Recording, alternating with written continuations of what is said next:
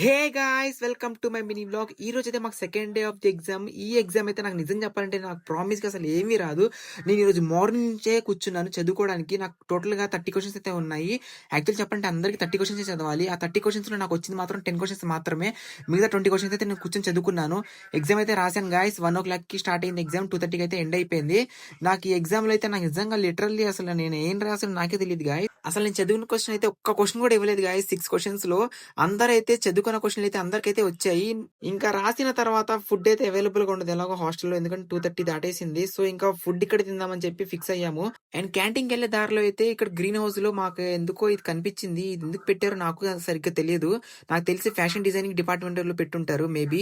దీని తర్వాత మేమైతే పైకైతే వెళ్ళిపోయాము క్యాంటీన్ తినడానికి. ఇక్కడ మా ఫ్రెండ్ అయితే పే అయితే చేస్తున్నాడు, మనీ పే చేస్తున్నాడు. ఇంకా మా ఫ్రెండ్ ఏం పెట్టాడంటే యాక్చువల్లీ చికెన్ నూడిల్స్ అయితే పెట్టాడు ఆర్డర్. ఇంకోటి వచ్చేసి చికెన్ ఫ్రైడ్ రైస్ పెట్టాడు. అండ్ మామూలుగా పరోటా 2 పరోటా అయితే పెట్టాము.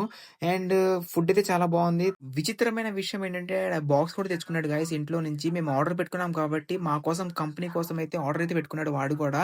సో తినేసిన తర్వాత మేమైతే కిందకైతే వచ్చాము. కాఫీ తాగుదామని చెప్పాడు. సో నేనైతే గ్రీన్ టీ అని చెప్పాను. వాడైతే ఫిల్టర్ కాఫీ పెట్టుకున్నాడు ఆర్డర్. సో తాగేసిన తర్వాత ఇంకా నేనైతే హాస్టల్కి అయితే బయలుదేరిపోయాను గాయస్. ఇంకా తను కూడా ఇంటికి అయితే వెళ్ళిపోయాడు.